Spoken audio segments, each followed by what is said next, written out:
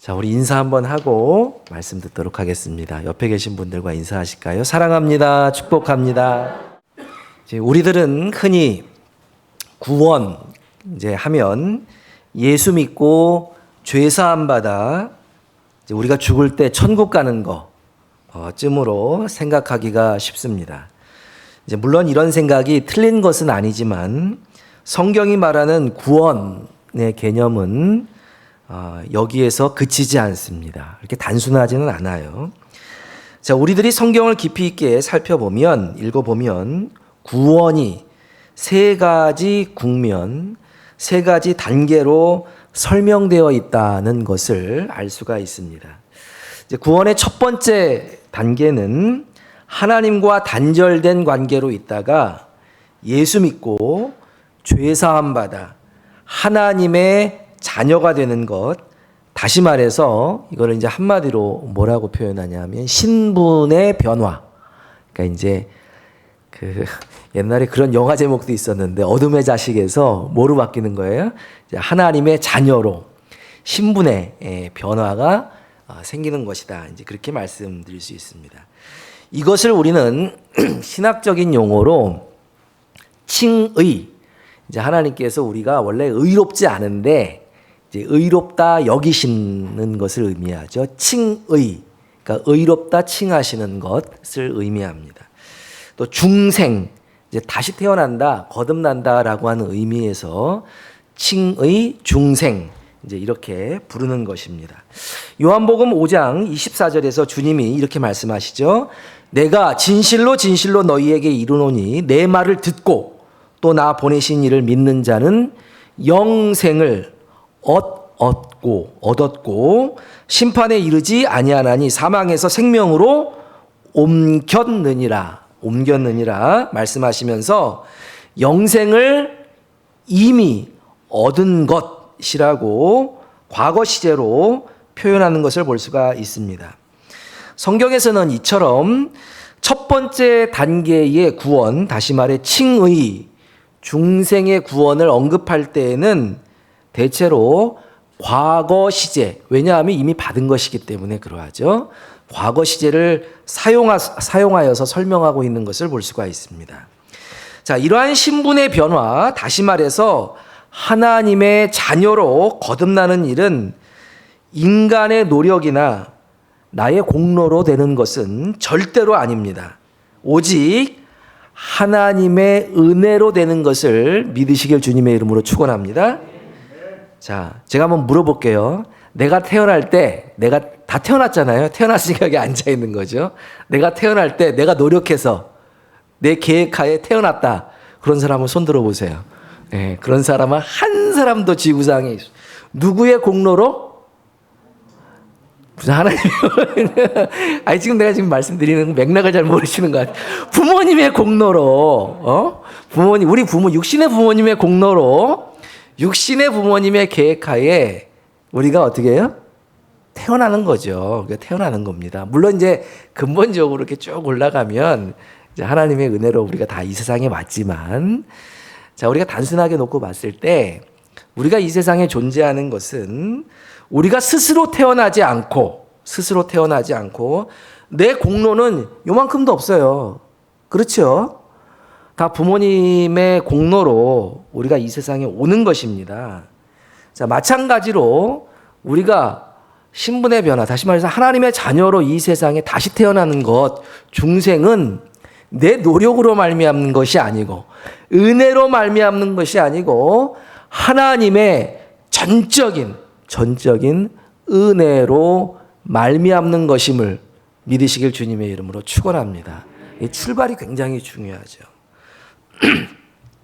이러한 구원을 우리는 이제 구원의 시작이라고 부를 수 있을 것입니다. 자, 그러나 구원에는 이러한 출생의 국면, 신분의 변화만 있는 것은 아닙니다. 우리는 구원에 있어서 신분의 변화에 걸맞는 수준의 변화가 있어야 함을 기억해야만 합니다. 다시 말해서 우리는 하나님의 자녀로 태어났어요. 신분의 변화가 있었는데, 자, 구원에는 신분의 변화뿐만 아니라 하나님의 자녀로서 하나님을 닮아가는 과정이 있어야 한다라고 하는 것입니다. 그래서 베드로전서 2장 2절 말씀을 보면 사도 베드로가 갓난 아이들 같이 온전하고 신령한 젖을 사모하라. 이는 너희로 구원에 이르도록 자라게 하려 함이니라 라고 말씀하고 있죠. 자, 근데 여기서 구원에 이르도록 이라는 표현을 쓰고 있는 것을 볼 수가 있어요. 자, 여기서 구원은 계속해서 만들어져 가는 것, 현재 진행, 지금의 과정으로 표현되고 있는 것을 볼 수가 있습니다. 자, 우리는 이러한 구원을 신학적으로 정리해서 한 단어로 표현하면 성화, 영어로 sanctification, 성스럽게 되어진다. 그러니까 이제 하나님을 닮아간다. 이제 그렇게 부르고 있습니다. 아이가 태어나는 것도 굉장히 중요하죠. 그런데 그 아이가 정상적으로 잘 자라갈 수 있도록 양육받고 교육받는 것이 매우 중요한 것처럼 신앙에 있어서도 우리가 하나님의 자녀로 태어난 것에 만족하지 않고 계속해서 하나님을 닮아가는 것, 다시 말해 하나님의 자녀답게 사는 일에 최선을 다해야 할 줄로 믿습니다. 자, 우리는 구원의 이러한 국면, 단계를 구원의 과정이라고 부를 수 있을 것입니다. 구원은 그런데 여기서 끝나는 것이 아니라 하나님의 자녀들은 육신의 생명을 다하는 날 혹은 주께서 재림하시는 날 주님의 거룩하심과 같이 우리가 이 지금 현재의 몸을 완전히 벗어버리고 주님과 같은 몸으로 변화되는 것을 경험할 수 있는데 이것을 우리는 신학적인 용어로 뭐라고 표현하느냐? 영화. 우리의 몸이 썩어질 몸, 그리고 눈물 흘리고 아프고 괴로워하고 고통스럽게 살다가 죽어갈 수밖에 없는 이 몸을 벗어 주님과 같은 영원히 썩지 아니하는 부활의 새 몸을 우리가 입게 되는데 그것을 영화롭게 되어진다. 영어로 glorification 그렇게 얘기하죠. 아주 영화롭게 되어진다라는 말씀에서 이제 영화라고 부르게 됩니다. 성경은 이 영화의 구원을 미래의 시제로 표현하고 있는 것을 볼 수가 있습니다. 자, 다시 한번 정리하겠습니다. 칭의와 중생의 구원이 구원의 시작, 과거 시제로 표현되어지는 구원의 시작이라고 이야기한다면 성화는 구원의 과정입니다. 하나님의 자녀가 하나님을 닮아가는 이 과정을 성화, 그래서 이제 진행형으로 이제 표현한다라고 말씀을 드렸습니다. 자, 그러면 영화는 구원의 최종적인 완성, 이제 우리가 앞으로 경험하게 될 것인데요. 구원의 최종적인 완성이라고 표현할 수 있습니다. 구원의 시작, 구원의 과정, 구원의 완성, 이렇게 세 가지 국면으로 성경이 말씀하는 구원을 정리해 볼 수가 있다라고 하는 것입니다. 물론 첫 번째 단계의 구원으로 우리들이 심판을 면하여 천국에 가게 되는 것은 분명한 사실입니다. 이것이 그러나 성경이 말하는 구원의 전부인 것처럼 생각하는 것은 매우 큰 문제이다라고 하는 것입니다. 그동안 한국교회는 전통적으로 구원에 관해서 이야기할 때 대체로 구원의 맨 첫 단계 그리고 마지막 부분만을 강조해 온 것이 사실입니다. 그래서 이제 우리가 부흥회 때 여기 이제 나이가 한 50 이상 되신 분들은 어렸을 때부터 이렇게 부흥회 많이 참석했잖아요. 근데 이제 그 부흥회 때 맨날 단골적으로 이렇게 듣는 얘기가 뭐냐면 구원의 감격 그리고 천국의 소망에 관한 메시지를 아주 많이 들었어요. 그러니까 뭐만 있는 거예요? 구원의 시작과 구원의 완성만 있고 뭐는 없어요? 예, 구원의 과정, 우리가 주님을 닮아가는 과정에 대해서는 사실 많이 듣지 못한 것이 사실이다라고 말씀드릴 수 있습니다. 구원의 신앙의 시작과 끝은 있는데 중간이 없다, 이게 과정이 없다는 것이죠. 자, 이것을 무엇에 비유할 수 있는가? 이건 마치 어떤 목적지로 가라고 해요. 근데 목적지로 가라고 하면서 그 지도를 주지 않는 거예요. 그러니까 이제 정확한 디렉션을 주지 않고 그냥 네가 알아서 거기까지 찾아가라고 이야기하는 것과 똑같은 것입니다. 자, 이제 우리가 어디를 가요. 근데 목적지의 사진만 보여줘요. 사진 딱 보여, 좋지? 자, 여기 알아서 가라고 이야기하는 것과 같다는 것입니다. 목적지에 가면 이것이 좋고 저것이 좋다라고 하는 말을 아무리 많이 들려주어도 그곳에 가는 길을 모른다고 하면 가는 과정이 어떻게 해요? 짜증나고 답답하고 매우 힘들 수밖에 없다라고 하는 것이죠. 자, 그러다 보니까 어떤 일이 자꾸만 발생하는가? 내가 한참 길을 가요. 이제 내가 새롭게 출발을 해. 기쁜 마음으로. 목적지에 가면 뭐가 있고 막 즐거운 마음에 이제 출발을 했어요. 근데 길을 모르겠어. 가는 길을. 그러니까 뭐예요? 내가 정말 제대로 이 길을 가는 건가? 길을 제대로 찾아가는 건가? 이런 생각을 하다가 신앙생활을 어떻게 해요? 가는 길을 포기하고 만다라고 하는 것이죠. 자, 목적지에 도착하는 것도 중요하지만 목적지를 잘 찾아갈 수 있도록 지도해 주는 것이 매우 중요하다. 아무리 좋은 목적지를 간다 하더라도 그곳을 제때에 제대로 가지 못한다면 그 여행은 매우 재미없는 여행, 짜증나는 여행이 되기 때문에 그러하다는 것입니다.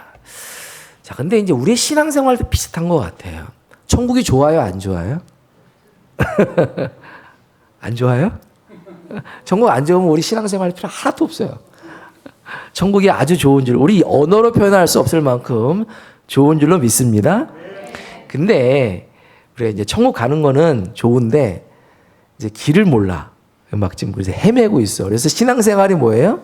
재미가 없어. 이게 이제 한국 교회의 우리의 모습은 아닌가 그런 생각을 해보게 되는데요. 이처럼 성화란 천국이란 목적지를 향해 찾아가는 과정에 비유될 수가 있는데 이 과정이 제대로 되지를 못한다면 우리의 신앙생활은 당연히 재미도 의미도 잃어버릴 수밖에 없다는 것이죠. 우리들은 흔히 과정이 없는 신앙생활, 다시 말해 하나님의 자녀답지 못한 삶을 살아가다가 부흥회나 수련회 때에 진하게 눈물을 한번 쫙 흘리고 다시 이제 새롭게 시작하려고 하죠. 자, 그러나 삶의 현장에서 이러한 결심은 며칠 못 가서 금방 흐지부지 되곤 하는 것입니다. 히브리서 6장에 보면 이런 말씀이 있어요. 너희들은 맨날 도에 초보만 닦는다. 이제 이런 말씀이 있는데 신앙의 초보 단계를 벗어나지 못하게 되는 것입니다. 은혜 받고 새로 시작하지만 얼마 못 가서 실패하고 이러한 삶을 계속해서 반복하지는 않는가. 자, 그런데 이런 삶이 반복되면 자기 자신이 싫어지면서 신앙생활의 흥미를 잃어가게 되는 것입니다. 그러다가 아주 비판적인 사람이 되죠. 은혜 받기 위해서 교회에서 하는 여러 가지 프로그램에 대해서 매우 비판적인 그러한 이제 생각을 하게 되는 것입니다. 그리고 누가 좀 열심히 하는 사람들 이렇게 보면요. 야, 나도 맨날 그거 해봤는데 그거 아무짝에도 소용이 없어. 이상한 소리나 하고 이제 그렇게 되기 쉽다라고 하는 것이죠. 자, 그런데 이게 신앙의 과정, 성화를 잃어버린 신앙인들의 일반적인 모습이라고 하는 것입니다. 자, 지금까지 성화를 목적지를 찾아가는 과정에 비유할 수 있다고 말씀을 드렸습니다. 이 성화의 과정, 성화의 길이 그런데 매우 쉽지가 않죠. 힘들어요. 그런데 이 쉽지 않은 데에는 그만한 이유가 있습니다. 그것은 이 성화의 길이 과정이 혼자 가는 과정이 아니라 함께 가는 과정이기 때문에 쉽지가 않다는 거예요. 성화의 길은 혼자 가는 것이 아니라 함께 가는 것이기 때문에 매우 쉽지가 않다.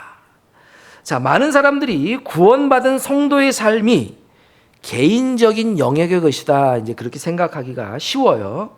이게 굉장히 큰 착각입니다. 따라서 많은 사람들이 이렇게 이야기를 해요. 심지어 믿는 사람도 이렇게 이야기하죠. 나 혼자 잘 믿으면 됐지. 왜 자꾸만 교회에 나오라고 하는 거야. 예수는 좋은데 예수 믿는 것들 꼴 보기 싫어서 교회에 절대로 안 간다. 나는 누구누구 보기 싫어서 교회 모임에 안 나가. 뭐 이제 이런 이야기를 하시는 분들이 있다라고 하는 거예요. 나 혼자서도 얼마든지 성경 보고 기도하고 요즘은 또 온라인 시대인데 비대면 시대인데 나 혼자 예배 드리면 됐지.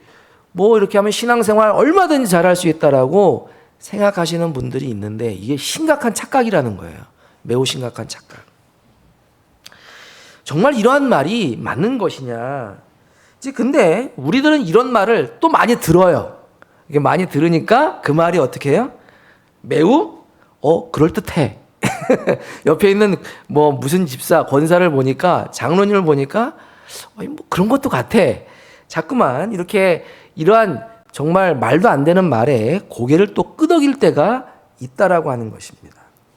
자, 그런데 이런 말들은 성경적으로 완전히 틀린 말이에요. 완전히 틀린 말이에요. 따라서 우리는 뭐 그 사람이 그런 얘기를 하는 데에는 뭐 이유가 있나 보다라고 생각은 할 수 있어도 절대로 동조를 해서는 안 된다라고 하는 것입니다. 자, 구원의 시작은 철저하게 실존적인 문제예요. 그래서 예수 믿고 죄사함 받아 하나님의 자녀로 태어나는 것은 누구도 대신해 줄 수가 없어요. 이 말은 지극히 개인적인 문제라고 하는 거예요. 하나님과 나의 1대1 관계 속에서 이루어지는 영적인 것입니다.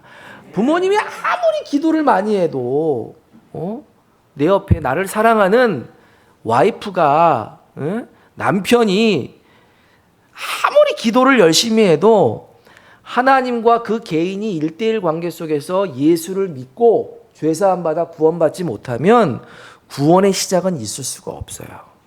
구원의 시작은 철저하게 개인적인 영역의 것입니다.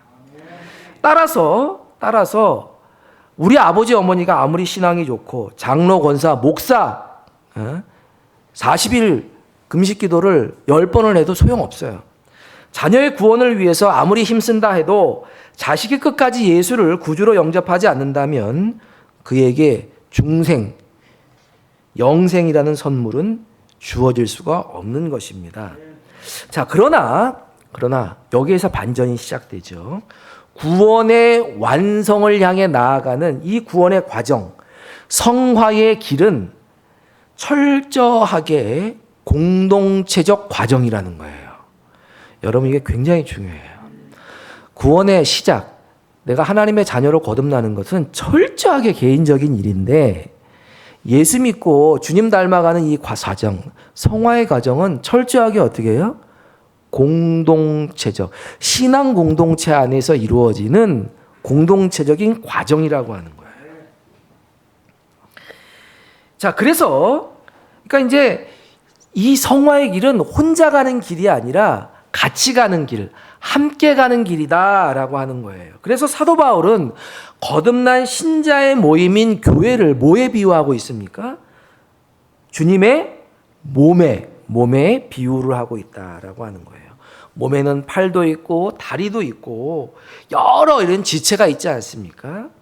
이런 여러 가지 지체들이 조화를 이루고 있듯이 거듭난 하나님의 자녀들은 절대로 홀로 존재할 수가 없고 주님의 몸 안에 연합되어서 각 부분을 이루고 있다라는 것입니다.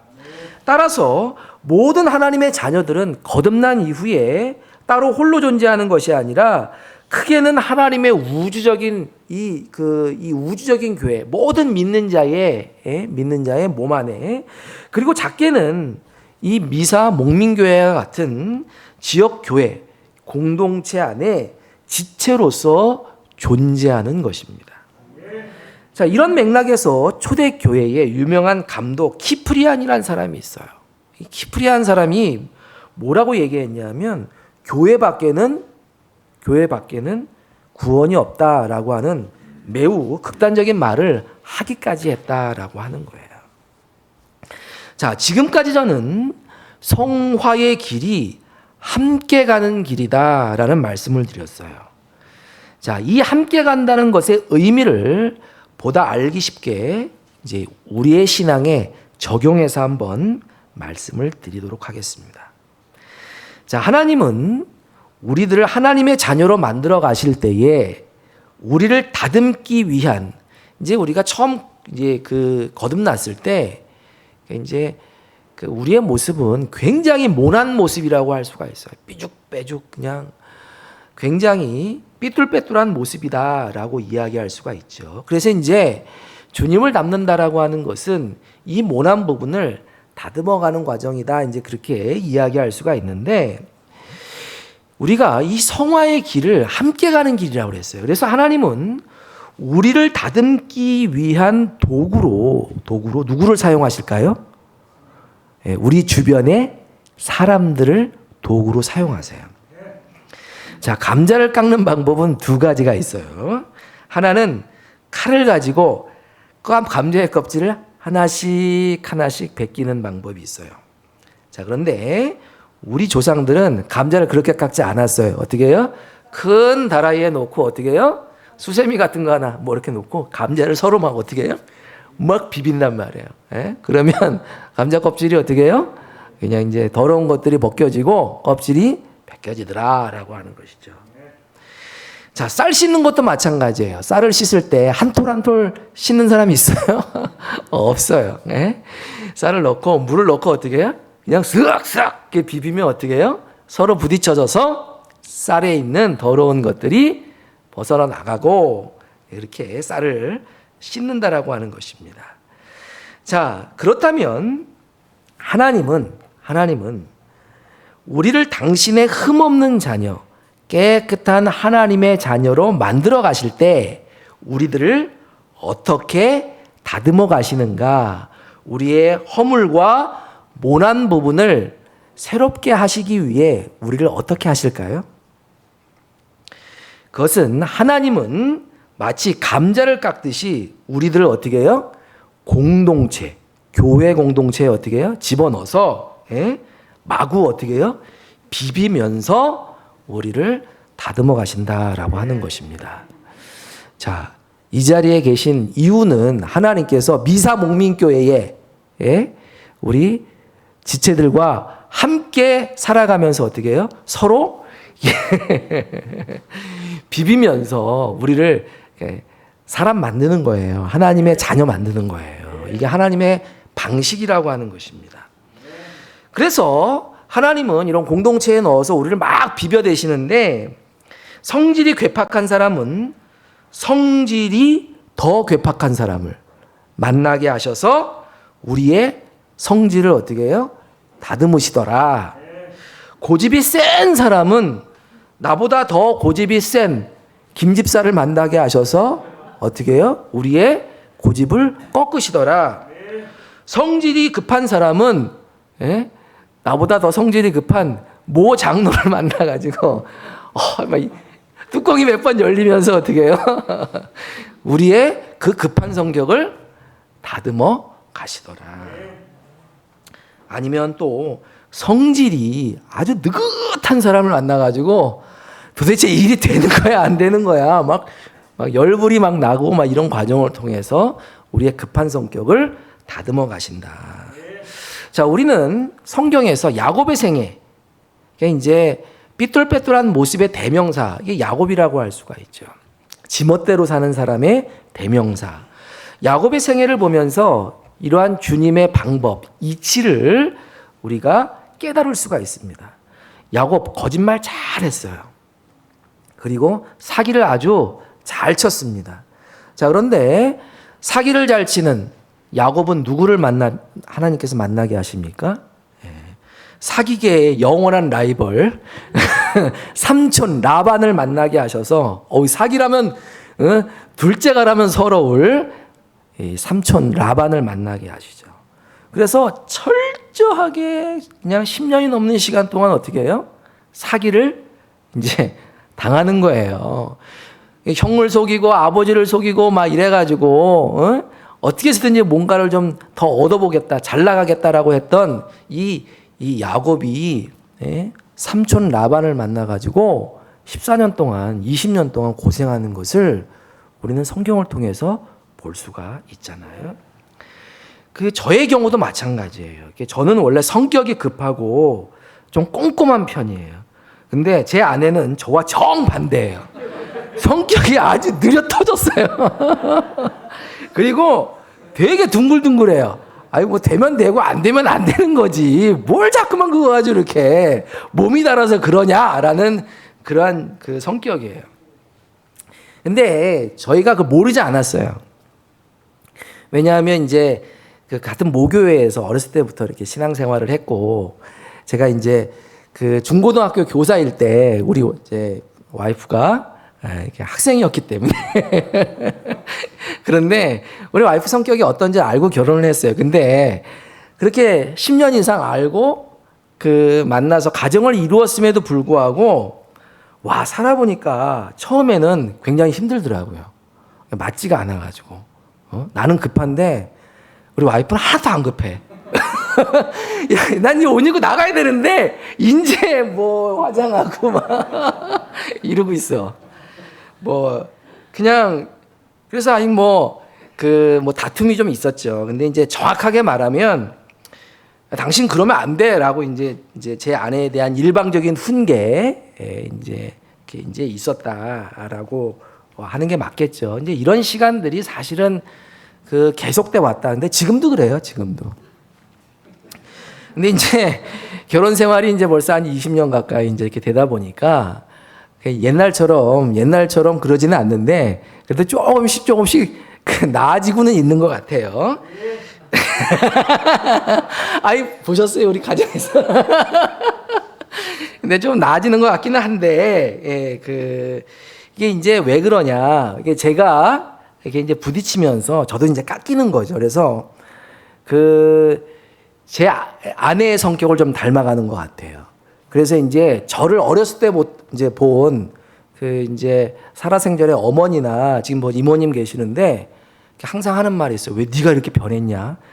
좋은 의미에서 하는 게 아니라 야, 너 왜 밥도 제때 못 얻어먹고 댕기냐? 뭐 이제 이런 식으로 이렇게 말씀하실 때가 있어요. 옛날의 나의 모습 그리고 이제 맞춰가기 위해서 살아가는 나의 모습을 보고 이제 옛날부터 저를 봐왔던 이제 부모님 세대에 이제 어른들이 봤을 때는 제가 왜 저러고 살지 이제 저는 이제 가정의 평화를 위해서 그러고 사는 거예요.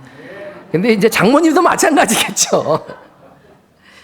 자, 이제 이렇게 하나님은 사람과 사람의 부대낌을 통해서 하나님의 자녀를 성숙하게 만들어 가신다라고 하는 것이죠.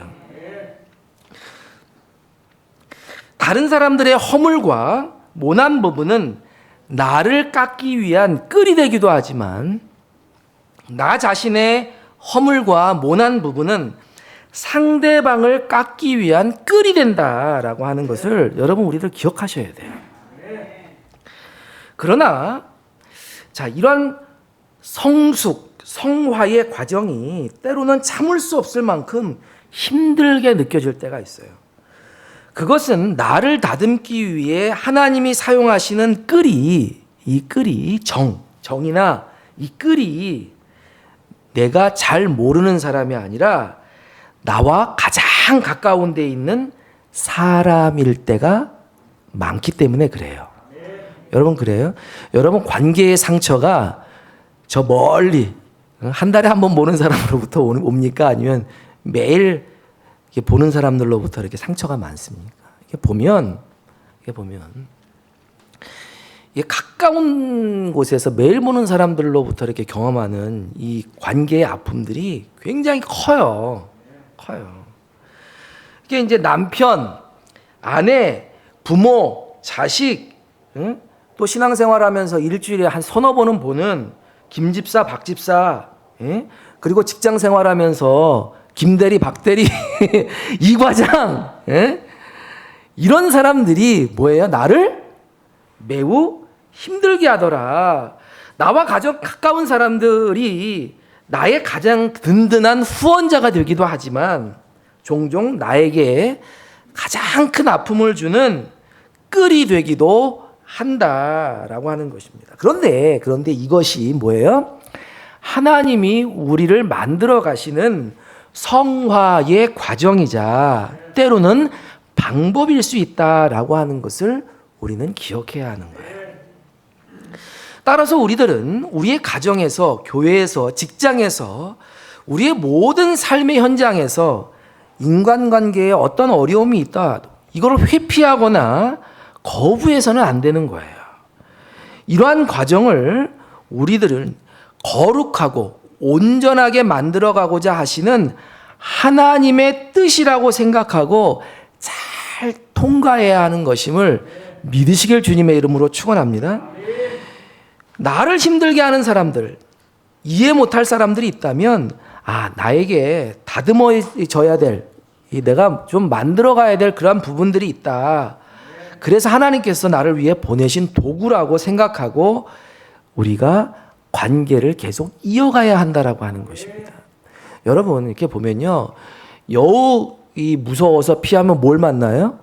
호랑이를 만난다고요. 우리 인간관계 실제로 그래요. 저 사람 너무 힘들어. 그래서 도망가가지고 딴 데 갔는데 뭐예요? 그 사람보다 더 지독한 사람을 만나가지고 굉장히 힘든 시간들을 계속해서 보내는 사람들을 종종 볼 수가 있다라고 하는 거예요.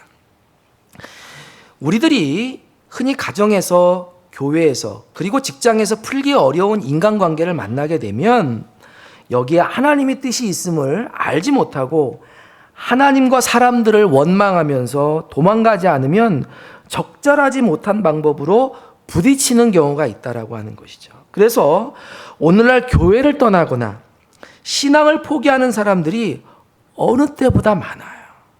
자, 그런데 그들이 그런 선택을 하는 이유가 도대체 무엇이냐? 오늘날 많은 사람들이 자꾸 대형교회로 몰려드는 이유가 도대체 무엇이냐?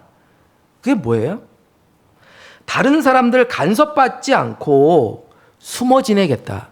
여러분, 대형교회가 뭐 말씀이 좋아요? 뭐 찬양이 좋아요?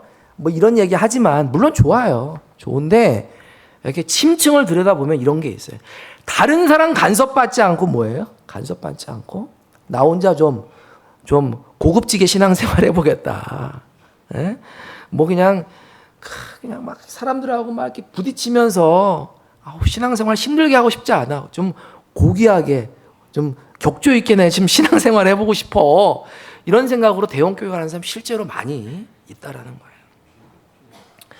자, 헌신하기 싫다는 거예요. 사람 꼴보기 싫어가지고 내가 여기서 도저히 못 있겠다라고 해서 가는 사람들이 많은 것을 볼 수가 있는데 이게 도대체 뭐냐? 구원의 과정, 성화를 포기하는 것이다 라고 우리가 생각해야 한다는 것입니다.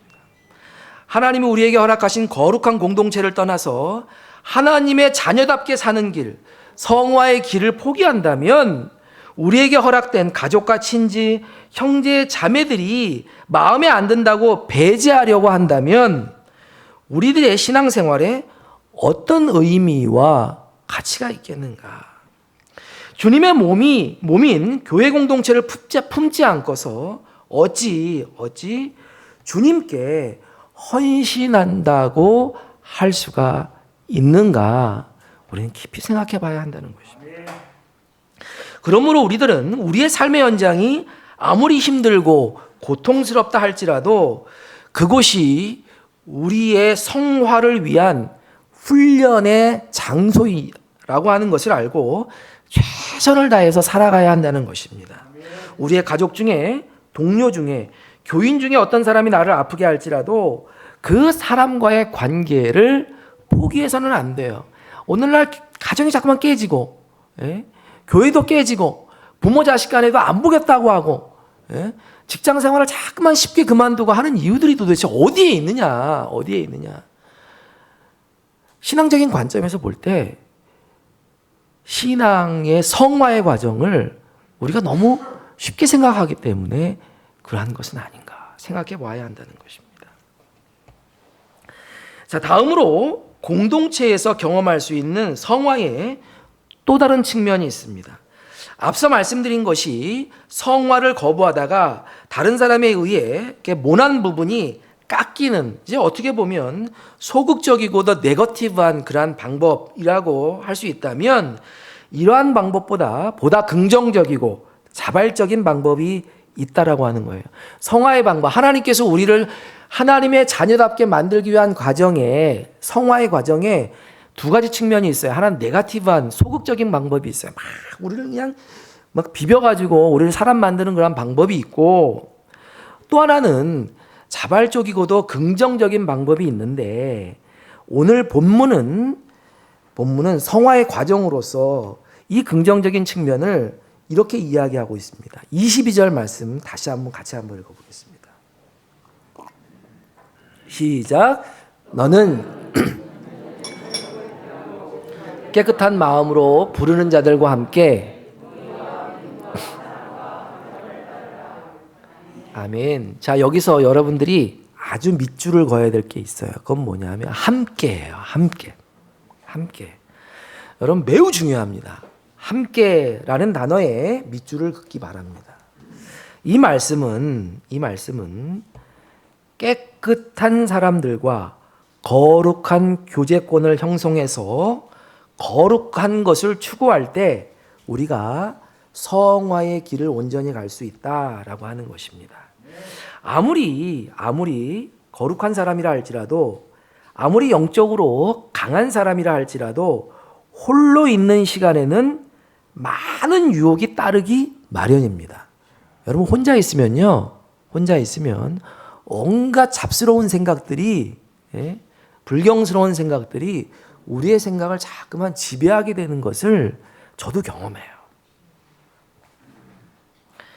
자, 목회의 길을 가고 있는 저도 성도님들의 눈을 의식하지 않는다면 개인 경건을 유지하기가 어렵다고 하는 것입니다. 거룩한 공동체 안에 속하여 함께 있는 사람들, 옆에 있는 사람들의 눈을 의식하고 또 그들의 협력과 기도 지원을 받으면서 신앙생활을 어떻게 해요? 함께 할 때 우리는 성화의 삶을 살 수 있다라고 하는 것입니다. 자, 우리가 이렇게 교회 공동체 안에 보면 그게 무슨 구역이 됐건 셀이 됐건 목장이 됐건 이런 소그룹들을 자꾸만 만들잖아요. 그럼 만드는 이유가 뭐예요? 성화의 길을 혼자 갈 수 있어요, 없어요? 성화의 길을 혼자 갈 수가 없으니까 함께 가자는 거예요. 함께.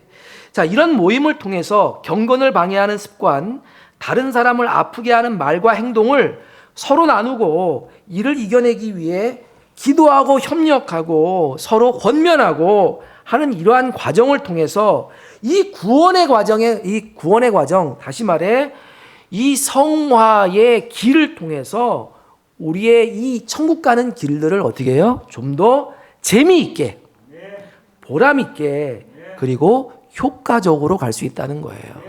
여러분 어디 소풍 가는데 혼자 이렇게 가면 재미없잖아요. 이렇게 나랑 마음에 맞는 사람들하고 뭐예요? 옛날엔 삶은 달걀 까먹고 사이다 먹으면서 그렇게 게임하면서 가면 즐겁잖아요. 마찬가지라는 거예요. 우리가 천국 가는데 이 천국 가는 과정에서 신앙생활 잘 하시는 우리 신앙공동체, 우리 형제자매들과 함께 갈 때에 우리 천국 가는 길, 성화의 길을 좀 더 효과적으로 갈 수 있다라고 하는 거예요. 한 사람의 인격과 신앙 수준은 그 사람이 어떤 사람을 주로 만나는가를 보면 대충 알 수가 있어요. 불경건한 습관이 몸에 밴 사람들과 많은 시간을 보내는 사람이라고 한다면 그 사람의 삶은 당연히 성화와는 별로 관련이 없는 삶을 살아가고 있다라고 해도 과언이 아닙니다. 반면에 오늘 성경에서 말씀하는 대로 의와 믿음과 사랑과 화평을 쫓기를 좋아하는 사람과 함께 시간을 많이 보낸다고 한다면 보다 쉽게 성화의 길을 갈 수 있게 된다는 것입니다. 따라서 우리들이 성화의 삶을 살려면 우리의 삶을 함께 지탱하고 아름답게 만들어갈 거룩한 교제권 안에, 교회 안에, 공동체 안에 있어야 한다라고 하는 것입니다. 사랑하는 성도 여러분, 성화의 길은 혼자 가는 길이 아니라 혼자 갈 수 있는 길이 절대로 아니라고 하는 것을 여러분 기억하시길 주님의 이름으로 축원합니다. 성화의 길은 우리 모두가 함께 가야 할 길이라고 하는 것을 여러분 기억해야 하는 것입니다. 헌신을 혼자 할 수 있다? 생각하지 마십시오. 헌신도 함께 하는 것입니다. 그래서 여러분들의 가정이 중요한 것이고, 여러분들의 직장이 중요한 것이고, 여러분들의 학교, 여러분들이 속해 있는, 우리들이 속해 있는 이 미사 목민교회의 신앙 공동체가 너무너무 중요하다고 하는 것을 기억하시길 주님의 이름으로 축원합니다. 현재 우리에게 주어진 인간관계가 너무 힘들게만 느껴지지 않습니까? 하나님이 나를 다듬기 위해 그곳에 두셨다, 그렇게 생각하고 잘 견디시길 바랍니다. 그곳이 주님의 몸이라고 생각하고 헌신하시길 바랍니다. 혹시 이 험난한 과정을 그런데 혼자 가고 있습니까? 혼자 가고 있다면 깨끗한 마음으로 주를 부르는 사람들과 함께 가시기를 바랍니다. 서로 중보하고 격려하며 협력하는 삶을 사시길 바랍니다.